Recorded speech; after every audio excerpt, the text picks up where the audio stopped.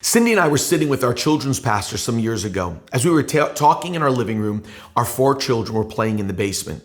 At that time, he was not married and he had no children. Cindy and I had 4 under the age of 8, so there was a lot going on. While we were talking, we all heard a cry from the basement. We just kept talking, and our children's pastor said, "Aren't you guys going to go do something?" We said, "It's okay. That's a 'you took my spot' cry. It's all good." We kept talking. Then another cry came from the basement. We never flinched. He was unnerved by this point. "Should we go check on them?" he said. We said, "It's all good. That's a bug cry." So we kept talking. Then a third cry came and we got up and left. He sat confused. "Where are you going?" he said. We said, as we rushed to the basement, "That's an 'I'm hurt' cry. Someone hurt themselves and we need to go. Meeting postponed." Welcome to the 260 journey. When you are a parent, you know the cry of your children. Hebrews 2 is about a savior that knows the cry of his kids. Let me read to you this very encouraging passage. This is Hebrews 2, 17 and 18. "Therefore, he had to be made like his brethren in all things, so that he might become a merciful and faithful high priest in things pertaining to God, to make propitiation for the sins of the people. For since he himself was tempted in that which he has suffered, he is able to come to the aid of those who are tempted." The King James Version doesn't use the word "come to the aid," but a very old English word. He is able to succor them. The word actually means to run to the cry. I think it's important to know that Jesus runs to the cry and not the articulate. Sometimes all we have is a cry, and that moves our Savior to our rescue. The Psalms shows us this over and over again. Psalm 18:6, "In my distress, I cried to the Lord, and my cry reached his ears." Psalm 116:1, "I love the Lord because he heard my cry."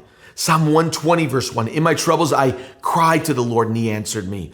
David over and over uses cry for prayer. A cry is inarticulate, but still has meaning. A cry is not grammatically correct, but it's understandable to God.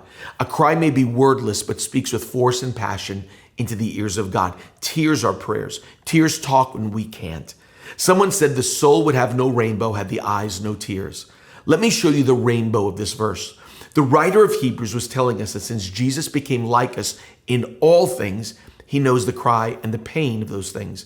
He can recognize the emotions of situations that we forget Jesus became familiar with.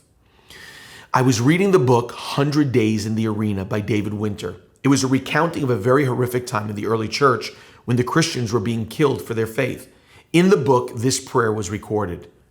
"You give yourself to us with such total generosity that it almost seems like you need us. There's never been a king like you ever before. You've made yourself available to everyone who needs you. Instead of high security, you've made yourself vulnerable even to those who hate you." What makes Jesus amazing is that our tears are enough to get his attention. It's not our experience, our vocabulary, our education, our position, or finances. A cry is enough to make him run to our help. See, there's no such thing as a bad prayer, even if it's just a cry. Bruce Howell tells the story of a father and a son and a daughter who were 8 and 10. They went swimming in the Atlantic Ocean off New Jersey a few years back. They were all great swimmers, but they were a long way off from the shore and they became separated from the father, realized that the tide was coming in and carrying them out to sea. He called out to his daughter, "Mary, I'm going to go to shore for help. If you get tired, turn on your back. You can float all day on your back. I'll come back for you."